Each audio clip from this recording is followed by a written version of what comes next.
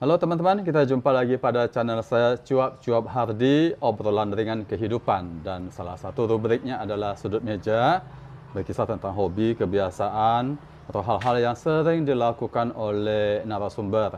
Sebelum saya memperkenalkan narasumber yang ada di samping kiri saya, mungkin baik saya sampaikan ucapan terima kasih kepada kawan-kawan yang sudah subscribe, berikan komentar, lalu men-sharekan. Memang 4 minggu terakhir ini masih kosong, masih vakum karena ada begitu banyak kegiatan-kegiatan sehingga tayangan kita agak tertunda 4 minggu lamanya. Nah, kita langsung saja mulai memperkenalkan narasumber yang ada di samping kiri saya ini. Ini orang hebat ini dan susah untuk mendapatkan akhirnya ketemu pada hari ini. Selamat sore Pak. Selamat sore Pak. Ya, mungkin bisa memperkenalkan dirinya, nama lengkap dan segala aktivitasnya. Ya.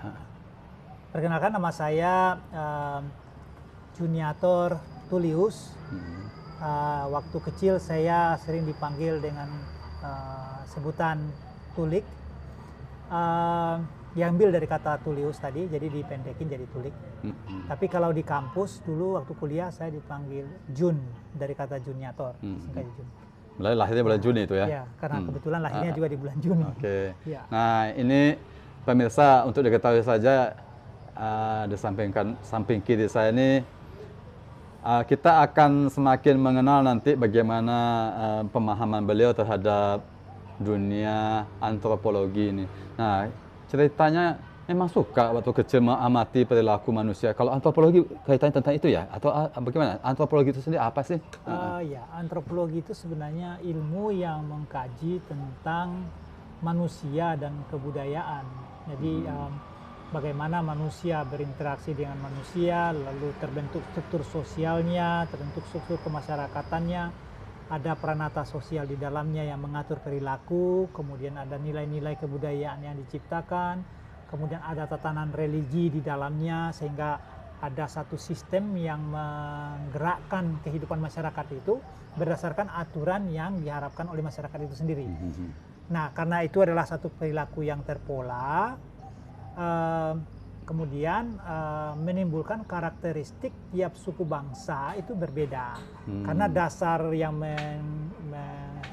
mendorong proses perilaku itu juga berbeda. Jadi misalnya kita contohkan masyarakat Mentawai yang banyak berkecimpung dengan dunia religi terkait dengan alam roh, alam semesta, kemudian ritual-ritual yang dijalankan, maka itu membentuk karakteristik yang berbeda dengan masyarakat di Sumatera Barat, misalnya Minangkabau, atau masyarakat Batak juga misalnya, atau masyarakat Nias, karena pembentukannya itu juga dikaitkan dengan agama setempat, dengan lingkungan setempat, lalu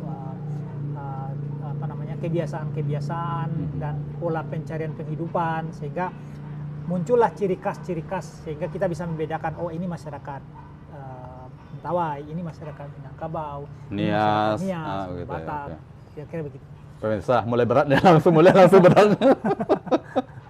Oke, sedikit cerita nih. Siapa sih sebenarnya yang ada di samping kiri ini? Cerita dong, ini termasuk mungkin juga adalah sedikit cerita masa lalu lah, masa kecil gitu. Iya, saya dilahirkan di Muara Siberut sekitar 48 tahun yang lalu. Hanya lahirnya di Muara Siberut. Kemudian setelah lahir 5 hari kemudian saya dibawa oleh orang tua, dibesarkan di desa Saibi Samukop. Nah, saya tumbuh kembang di Saibi, di Muara Saibi tepatnya. Lalu pada usia 10 tahun sudah masuk dunia sekolah pada usia 5 tahun. Kemudian pas di usia tahun yang ke-9, pasnya itu selalu saya ingat kelas 4 SD, almarhum ayah saya memutuskan saya untuk mendapatkan pendidikan yang lebih layak, yang lebih bagus kualitasnya. Maka saya dikirim ke asrama, kembali ke Muara Siberut di Pastoran, dan mulai mengecap pendidikan di SD Santa Maria di kelas 5 waktu itu. Pada saat itu saya sudah berusia 10 tahun. Nah, saya baru masuk kelas 5 itu sekitar 5 hari. Lalu guru saya di SD Santa Maria kemudian mengatakan anak-anak yang dari daerah yang duduk di kelas 5 pindah ke kelas 6. Saya belum mengecap pendidikan kelas 6 tapi kelas 5 tapi langsung dipindahkan ke kelas 6. Nah, saya waktu itu ikuti aja. Satu hari saya di kelas 6. Merasa minder karena yang di kelas 6 pada lebih besar daripada saya, banyak badannya maksudnya.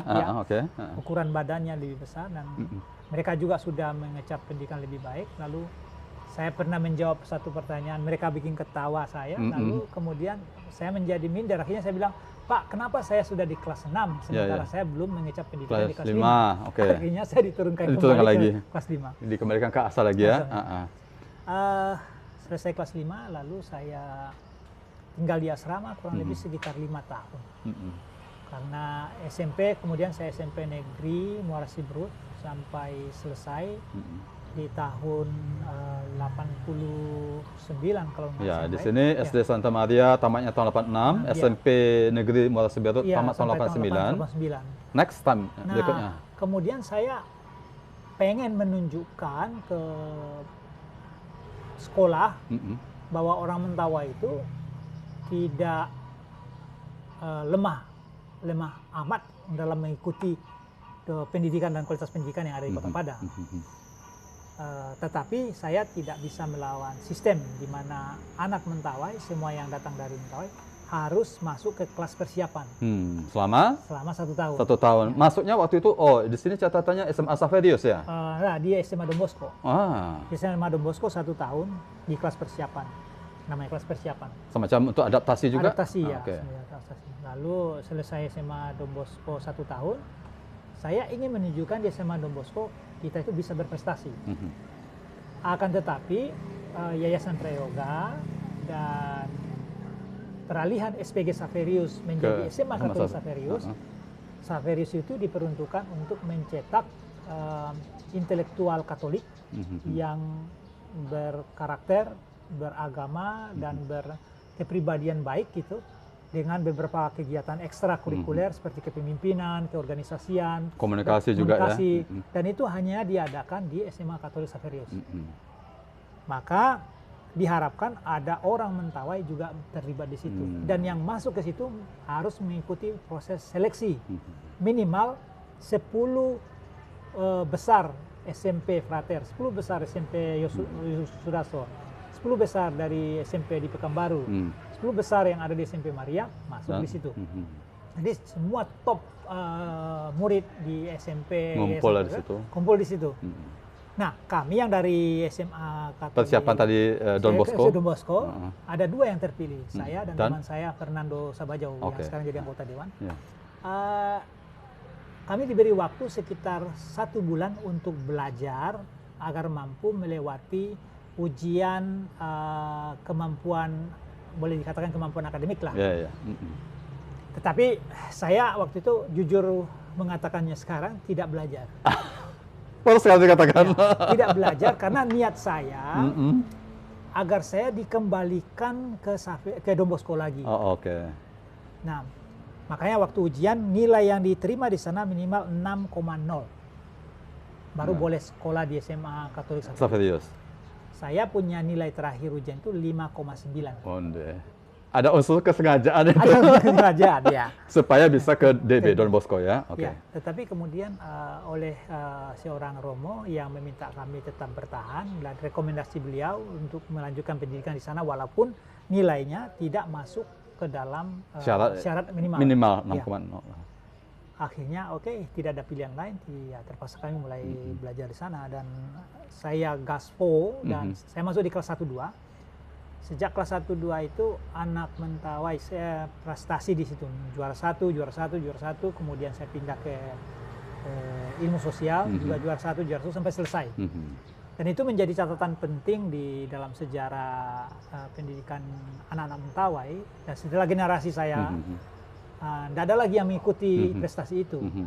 Kalaupun mereka mampu lewat mungkin di urutan 10 besar, tapi tidak mencapai ke juara 1 peringkat itu. Nah, selesai itu saya sempat ke Pematang Siantar. Selesai SMA.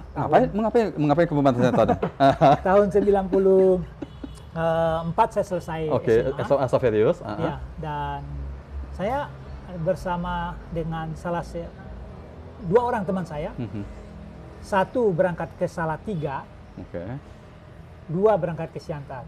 Yang ke Salatiga itu Agustinus Tri Prabowo. Oke. Yang ke Siantar itu 2 orang, saya dan Ignatius Zaluhu.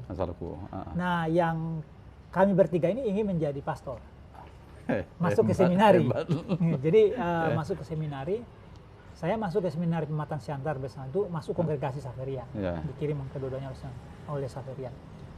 Di 1 tahun masa persiapan di retorika, di kelas retorika di Siantar,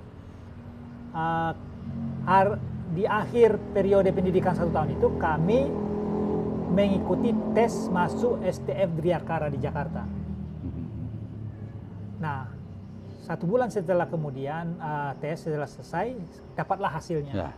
Lolos. Amplop yang saya terima tipis. Amplop yang diterima oleh teman saya Ignatius tebal. Apa artinya itu? Kok beda? Lalu saya buka. Yang berisi adalah 2 surat keputusan, 2 lembar suratnya. Surat lembar pertama, Anda dinyatakan lulus tes masuk STF Driakara. Lembaran kedua, dengan sangat menyesal kami tidak menerima Anda untuk melanjutkan pendidikan ke seminari tinggi. Jadi saya ditolak ke seminari, tetapi lulus di STF Driakara.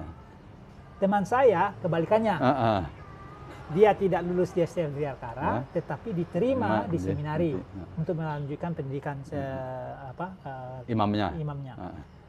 Tetapi dia setelah 1 tahun kemudian persiapan, dia tes lagi baru lulus. Saya ingin kuliah di STF Driakara untuk belajar filsafat. Tetapi saya dengar biaya kuliahnya waktu itu kalau saya tidak salah 4 sekian juta atau termasuk tinggi lah ya. Ya, dan saya tidak sanggup untuk itu. Akhirnya saya keluar dari sana, dari Siantar, pulang ke Padang. Saya mengikuti ujian masuk perguruan tinggi negeri. UMPTN. Di Fakultas Ilmu Sosial dan Ilmu Politik. Jurusan pertamanya itu antropologi. Jurusan keduanya saya ingat mungkin sejarah. Nah, akhirnya saya lulus di antropologi. Antropologi ya. Tahun 95. Saya mulai kuliah, tidak ada, karena kuliah masuk di sana bayar uang kuliahnya cuma 200.000. Masih terjangkau. Ya, masih terjangkau, sangat relatif murah. Akhirnya saya kuliah dan saya ingin menunjukkan prestasi di sana dengan aktivitas kegiatan kampus. Hanya satu yang saya tidak ikut. Apa itu? Kegiatan perpeloncoan di jurusan antropologi, di mana semua orang harus ikut untuk sebagai prasyarat menjadi mahasiswa antropologi ala senior, bukan ala kampus. Dan saya dengar banyak informasi tentang itu, bahwa ternyata di acara perpeloncoan itu tidak banyak hal yang mendidik selain daripada caci maki, penyiksaan fisik dan lain-lain. Akhirnya saya katakan, saya kemudian diekskludkan dari komunitas jurusan antropologi oleh mahasiswa senior. Bagi saya tidak masalah, justru itu membuat saya semakin terpacu untuk memusatkan perhatian pada dunia akademik. Saya ke kampus, kalau dosen tidak hadir, saya ke perpustakaan membaca buku antropologi apapun. Ada yang berbahasa Inggris, ada yang berbahasa Indonesia, dan kalaupun berbahasa Inggris saya tidak terlalu paham pada waktu itu, saya melihat gambar saja untuk menambah pemahaman saya dengan visual itu tadi. Apa sih antropologi ini? Saya gali lebih dalam. Nah, itu memperkaya kemampuan saya secara akademik, dan menyelesaikan kuliah itu? Menyelesaikan kuliahnya hampir kurang lebih sekitar 4 tahun. Pada tahun 1999 saya mendapat kesempatan untuk mewakili fakultas di ajang lomba karya tulis ilmiah di tingkat universitas. Di dalam dibagi 2, ada ilmu sosial dan ada ilmu eksak. Di ilmu sosial saya lulus mendapat peringkat pertama, dan saya berhak mewakili kampus untuk lomba yang lebih tinggi di wilayah Kopertis Wilayah 10. Jadi seluruh Sumatera, Universitas Sumatera tambah UI. Tambah universitas yang di DKI. dan dilombakan di Jambi waktu itu. Saya mendapat peringkat pertama lagi. Dari situ kemudian oleh kampus mengirim saya ke Jakarta untuk mengikuti lomba karya tulis ilmiah tingkat nasional. Nasional lagi ya? Nasional. Oke. Dari Sabang sampai Merauke, dan saya menempati peringkat kelima. Ya ada banyak hal teknis yang saya tidak terlalu kuasai, tetapi tidak mengurangi kualitas penampilan dan pemaparan saya, dan kenapa itu menjadi penting. Lalu saya sambil itu materi yang saya bawakan kemudian menginspirasi saya untuk menulis skripsi tentang apa ya? Ini pengen tahu ini. Skripsinya tentang hubungan sosial antara penyembuh dengan pasien di dalam sistem pengobatan masyarakat Mentawai. Jadi penyembuh itu adalah ada yang si kere yang sebutnya dukun, ada yang herbalis, siagai-siagai, cimata siagai lage. Kemudian ada orang yang punya kemampuan khusus, dan bagaimana hubungan itu terjalin dengan pasiennya secara sosial, apa yang dilakukan, apa yang menjadi kontribusi pasien ke penyembuh dan sebaliknya. Lalu pengetahuan apa yang disampaikan, kemudian konsekuensi hubungan itu secara kesehatan dari si pasien, kemudian respek kepada si penyembuh. Nah, itu yang saya coba gali. Itu studi kasusnya di mana? Apakah itu di Pulau Siberut? Oh, Siberut ya. Dengan ambil beberapa lokasi sampel. Ada yang dari Reke, ada yang dari Saibi, ada yang dari Terekan. Jadi semua saya jadikan gabungan karena per kasus dari para penyembuh itu juga. Karena tidak semua penyembuh berada di tempat yang sama. Kemudian itu diuji pada akhir tahun 99 dan lulus. Kemudian di tahun 2000 Oktober saya wisuda. S1. Penyandang gelar sarjana sosial, SOS. Nah, saya pada waktu saya tamat, IPK saya itu kalau saya ingat dengan baik 3,87 dari 4. Tidak cum laude. Oh, tidak cum laude. Karena saya tamatnya 4 tahun 3 bulan. Yang cum laude itu persis 4 tahun atau kurang dari 4 tahun dengan IPK 4. Saya hanya capai dari 3,8 sekian. Hanya saja, nah di angkatan tahun itu ada orang lain yang juga tamat lebih bagus nih. Dia tamat dengan 3,9 IPK-nya. Dia tamat dengan 4 tahun 1 bulan. Seharusnya dia menjadi lulusan terbaik fakultas. Tetapi fakultas punya kebijakan lain. Akhirnya lulusan terbaik diberikan ke saya. Saya menjadi lulusan terbaik fakultas, mewakili FISIP di wisuda universitas. Jadi cuma tepat 0,03. Iya, bukan hanya itu. Jadi ada yang menyebabkan kenapa saya yang dipilih. Karena semasa pendidikan saya mewakili universitas berkali-kali di tingkat nasional. Sementara yang satu lagi itu walaupun lebih tinggi 0,03 tapi mungkin minim untuk mewakili fakultas ya. Dan kemudian juga saya dianugerahi sebagai peneliti muda dan pemerhati lingkungan oleh UNESCO dalam program MAB Awards. Waktu itu belum wisuda S1 itu. Belum wisuda S1. Jadi saya juga dikasih anugerah itu. Lalu jadi itu waktu almarhum ayah saya masih hidup. Beliau juga hadir di acara wisuda, dan saya di wisuda itu di universitas oleh rektor waktu itu. Jadi dipanggillah satu-satu. Ada yang dari fakultas peternakan, ekonomi. Nah, akhirnya FISIP juga. Ya, dan mereka bilang dengan predikat cum laude, Tapi ya tamat 4 tahun, IPK 4 tahun, tamat 4 tahun, tapi tidak ada embel yang lain.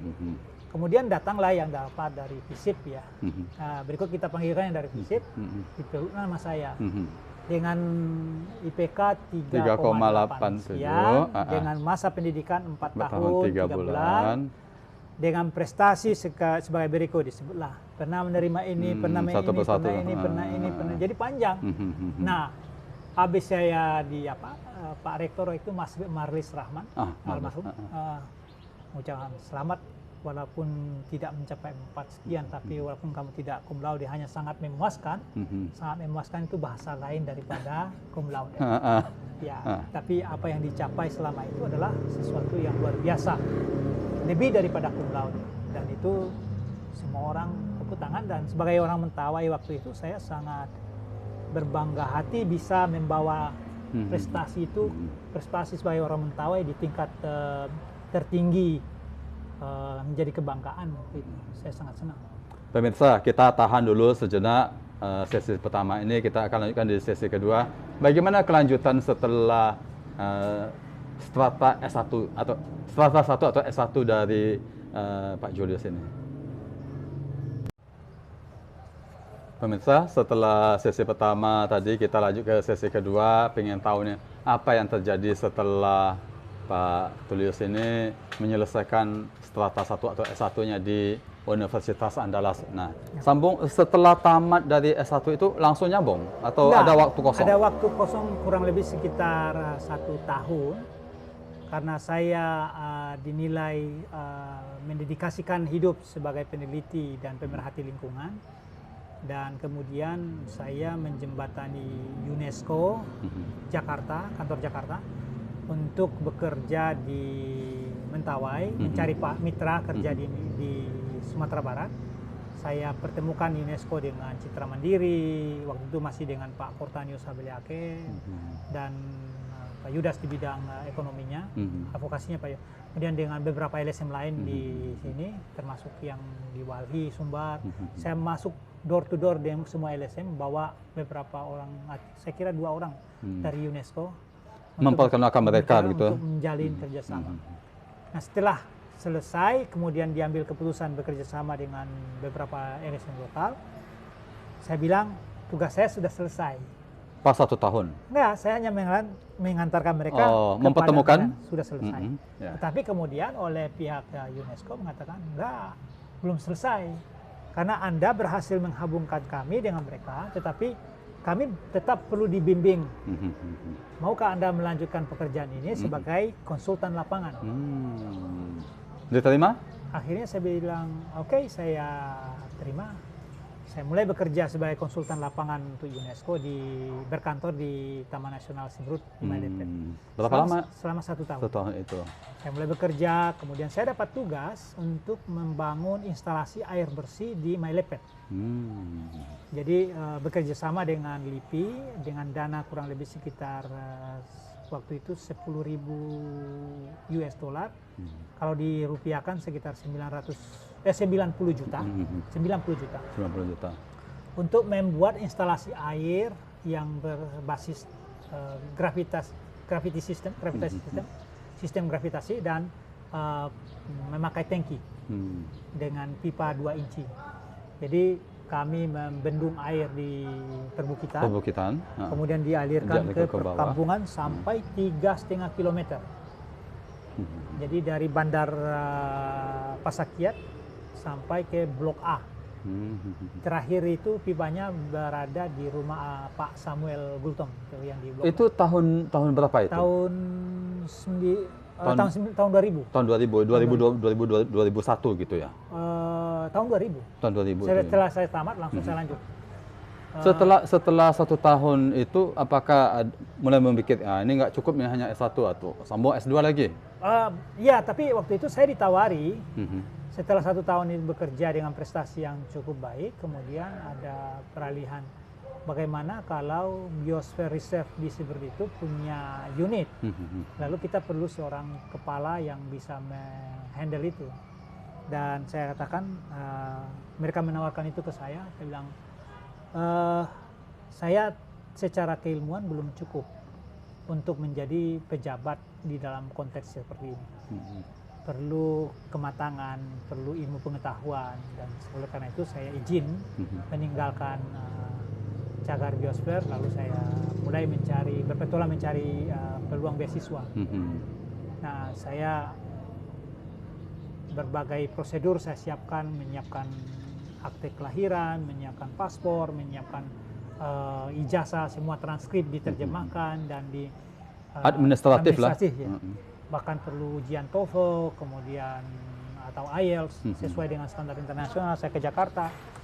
Setelah semua administrasi selesai, saya cari beasiswanya. Kebetulan ada satu beasiswa namanya DAAD, Deutsche Academy Auslands. Pada tahun itu diterima 20 calon mahasiswa S2 dan S3. Saya termasuk salah satunya. Dan kemudian setelah wawancara dan semuanya, akhirnya saya diterima. Dan bersekolah, mengecap pendidikan. Akhirnya saya harus ikuti dulu, sebelum dikirim ke Jerman, harus mengikuti ZD, itu standar basis pertama untuk bahasa Jerman. Saya mengikutinya di Goethe Institut di Jakarta. 6 bulan lamanya. Saya ikuti dengan baik, tetapi 3 minggu sebelum selesai saya keluar. Karena ada satu alasan ya? Ada sebuah alasan yang menurut saya cukup prinsipil.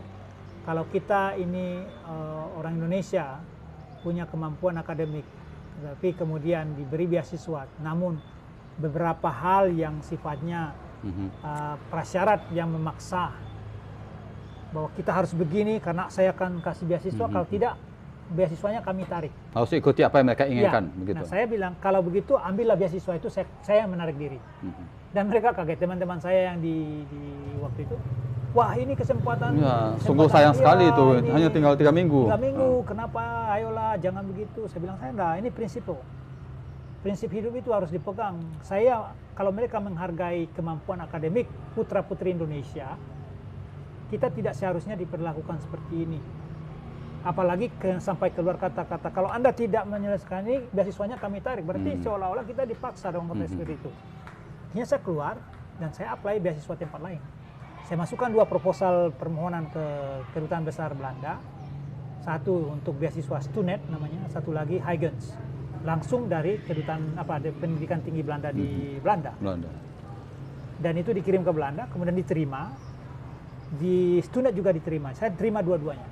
Ambil keputusan salah satu? Harus pilih salah satu. Akhirnya yang dipilih? Yang saya pilih yang di Huygens. Karena mekanismenya lebih sederhana dan saya langsung bisa diberangkatkan ke Belanda dan langsung ikuti pendidikan. Dikasih visa, diberangkat ke sana. Nah, di Stunet masih ada beberapa prasyarat, harus melewati Jakarta dan harus bayar visa dan saya kira terlalu berbelit, sementara perkuliahan di sana mulai di bulan September kalau saya ingat baik. 2001 saya mulai berangkat ke sana. Lalu saya programnya, kalau nggak salah saya itu namanya Advanced Master Class, jadi master lanjutan. Dan itu 1,5 tahun kurang lebih. Saya selesaikan di dalam waktu 9 bulan. Cepat ya? Ya, artinya ada proses 9 bulan, kemudian proses inaugurasinya butuh 3 bulan kemudian. Lalu sebelum program itu sendiri berakhir, saya sudah selesai. Saya tinggal tunggu wisuda. Tunggu wisuda di bulan Agustus. Nah, karena saya sudah selesai duluan, saya berkesempatan menulis proposal doktoral. Ditawari oleh profesor saya, katanya, Anda mau pulang ke Indonesia atau mau lanjut di sini. Saya bilang kalau ada kesempatan saya bisa lanjut, kenapa saya harus pulang duluan? Saya sudah ada di sini. Kalau begitu silakan menulis proposal lanjutan. Lalu saya menulis proposal doktoral. Dalam bahasa Belanda, Inggris? Bahasa Inggris. Kemudian saya submit, saya masukkan usulan itu di Fakultas Sastra dan Fakultas Antropologi. Nah, ada mekanisme akhirnya saya masuk ke Fakultas Sastra karena dananya dari sana. Makanya saya mendapat studi antropologi, tetapi di kajiannya humanitis. Makanya kajiannya lebih ke tradisi lisan.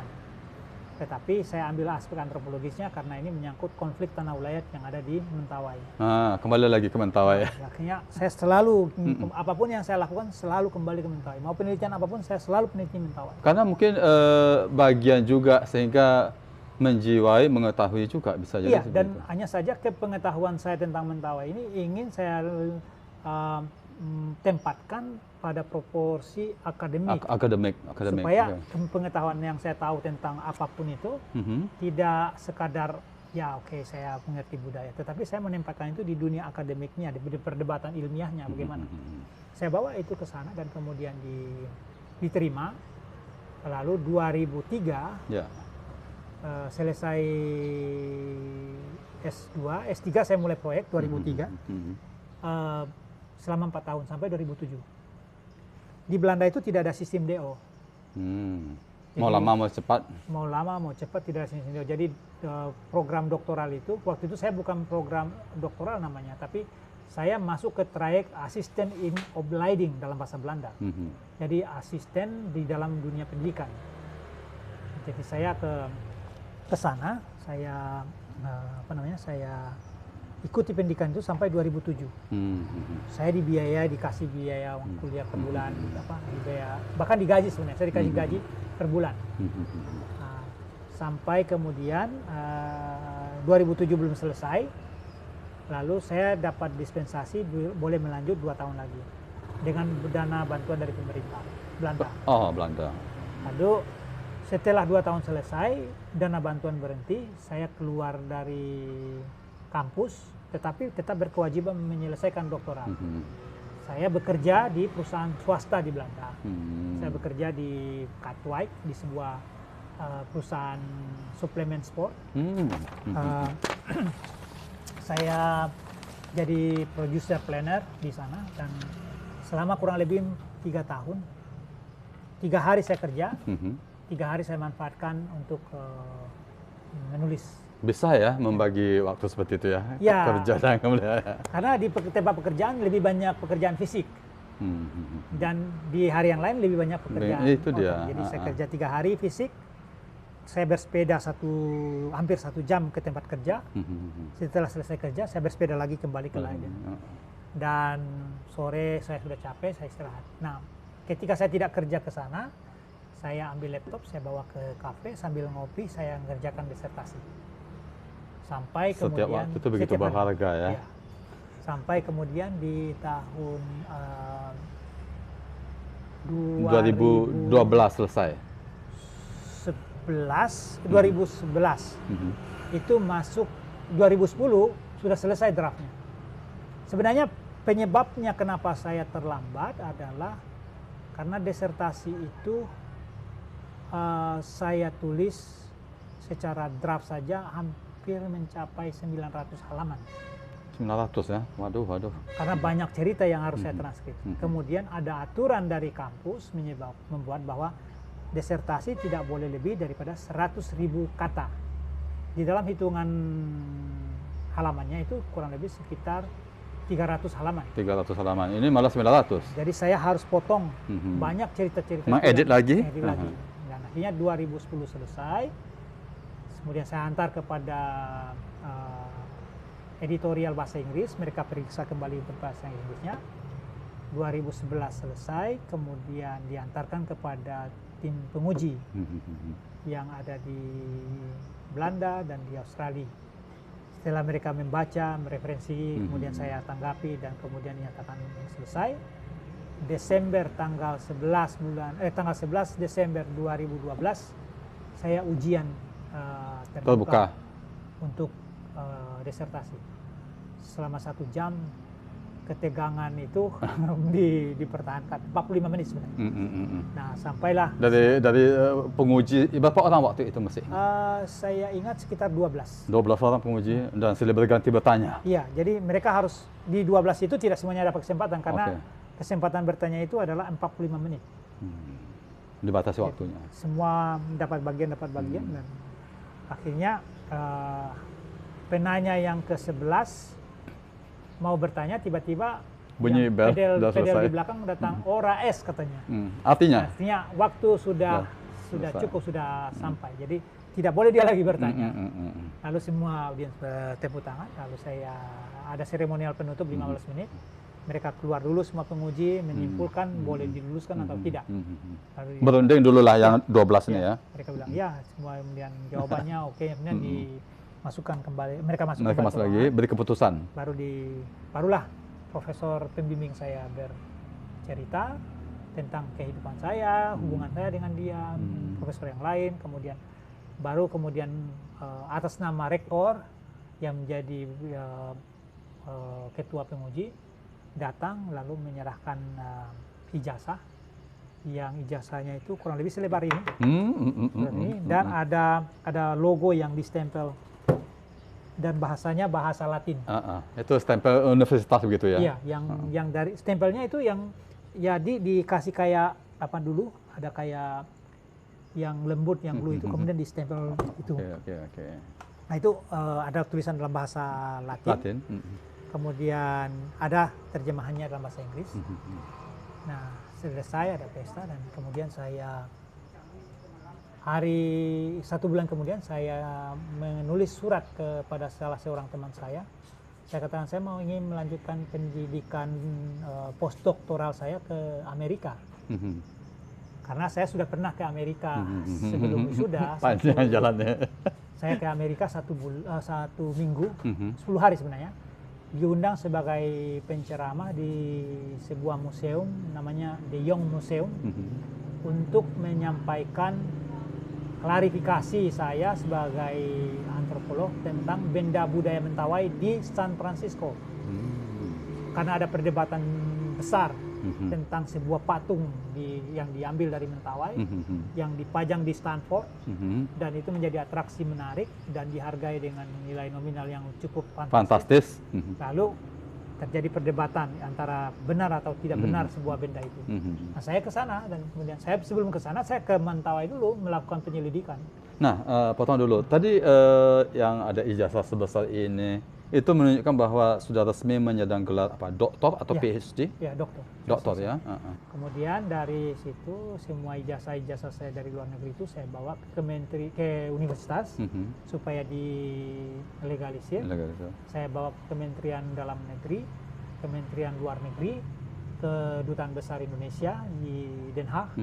Setelah semua stempel itu diberikan di mana-mana, lalu karena itu nanti harus saya bawa ke Jakarta untuk disetarakan kembali bahwa ijazah itu boleh dipakai dan mempunyai hak dan kewajiban sebagaimana yang tertera yang berlaku di Indonesia.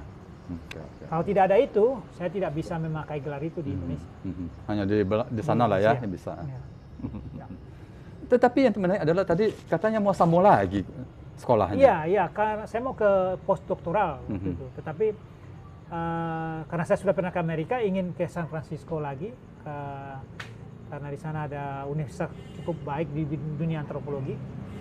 Tapi teman saya bilang, saya orang California, tapi sekarang saya di Asia. Kenapa kamu mau ke sana? Saya sendiri malah ke sini aja lah. Akhirnya saya mengajukan, mengiyakan saran dia untuk datang ke Singapura. Karena dia punya lembaga yang baru didirikan, lembaga namanya Earth Observatory of Singapore. Itu yang ada saya baca di sini ya, yang ini ya. Iya. Pemirsa, ada semacam flyer, ini kegiatan yang dilakukan oleh Pak Tuli ini pada tanggal 14 hari ini, 14 November itu di Universitas Andalas. Di sini disebutkan bahwa ini dia ya? Ya. Yang keterangannya ini ya? Ya, saya menjadi Research Fellow di Earth Observatory of Singapore. Ya. Saya bekerja di sana sekarang sebagai Research Fellow dan saya diterima. Karena saya menyepakati untuk datang ke Singapura. Lalu pihak EOS namanya. Earth Observatory of Singapore itu singkatannya EOS. Nah, orang EOS ini bilang, datanglah ke Singapura. Saya bilang, bagaimana saya datang? Oh, tidak apa-apa, tinggal kasih tahu kapan kamu mau datang untuk orientasi melihat, dan nanti kami belikan tiket. Jadi mereka bayar tiket saya. Jadi ini yang di Singapura ini apa saja sih gambaran tugasnya, ringkas saja? Jadi saya tadinya ditempatkan sebagai Community Engagement Specialist. Jadi ahli dalam keterlibatan masyarakat. Masyarakat dalam konteks ini penelitian ilmu kebumian. Jadi para pakar ilmu kebumian di lembaga itu melakukan instalasi GPS yang monitoring pergerakan lempeng bumi di sepanjang pantai barat Sumatera, termasuk di Kepulauan Mentawai, Nias, dan Enggano. Enggano juga ada, tapi Semeulu juga. Hanya saja dalam proses berjalan, ada banyak persoalan penggunaan lahan, konflik tanah, kemudian pengerusakan alat dirusak gitu ya. Jadi kemudian mereka ingin ada seseorang yang punya kemampuan untuk memediasi supaya hal-hal demikian masyarakat lebih paham dan alat tidak dirusak, dan sehingga pemantauan terhadap pergerakan lempeng bumi lebih akurat. Saya ngambil posisi seperti itu, jadi ternyata posisi itu bukan posisi research fellow, tapi posisi menjadi staff yang bekerja seperti karyawan. Pada saat itu secara kesejahteraan, ternyata kesejahteraan saya itu tidak dinilai berdasarkan pendidikan, tapi berdasarkan pada level penempatan job. posisi itu, job, karena sebagai pegawai. Nah, saya tinggal di Singapura, ternyata biaya hidup di Singapura tinggi dibandingkan Malaysia ya. Dan itu tidak terlalu sejalan. Sementara teman-teman saya yang juga punya pendidikan doktoral punya pendapatan lebih baik daripada saya. Nah, akhirnya setelah 2 tahun bekerja, saya dipindahkan dari jabatan sebagai Community Engagement Specialist menjadi Research Fellow. Nah, karena saya masuk ke dalam posisi Research Fellow itu, status saya berubah. Secara status tidak terlalu banyak perbedaan, tetapi secara kesejahteraan lebih terangkat. Karena yang sekarang gaji yang diberikan ke saya itu menilik kepada jenjang pendidikan yang saya punya. Jadi itu disesuaikan. Pendidikan diperhatikan ya, latar belakang pendidikan ya. Karena sudah di jenjang doktoral, seharusnya gajinya segini. Oke, kita bicarakan hal lain lagi. Ya. Ini berarti sudah sampai sekarang ini berkedudukan di Singapura ya. Tapi pada hari ini juga menyempatkan diri untuk datang ke Padang, ke alma mater lagi ini pada hari ini. Ini tentang apa sih? Ngapain nih kembali ke alma mater nih? Ada apa? Gitu? Oh ya, sebenarnya hari ini dalam periode pada bulan ini karena di Sumatera, sepanjang pantai Sumatera Barat, bagian barat dan beberapa pulau di bagian barat ini, kami memasang alat GPS namanya. GPS ini adalah sebuah jaringan pemantauan pergerakan lempeng bumi yang disebut dengan SUGAR, Sumatra GPS Array. SUGAR. Jadi Sumatra GPS Array itu adalah jaringan GPS yang dipanjang sepanjang Sumatera untuk memantau pergerakan lempeng bumi. Pemirsa, kita tahan dulu, Pak Tulik, kita tahan dulu ini karena ini akan semakin menarik nih, apalagi kita adalah di daerah Ring of Fire, cincin api ya. Terutama di pantai barat Sumatera ini pernah ada kasus tsunami 2004, kemudian di Mentawai juga ada tahun 2007, 2000 berapa gitu ya. Kita tahan dulu di sesi berikut.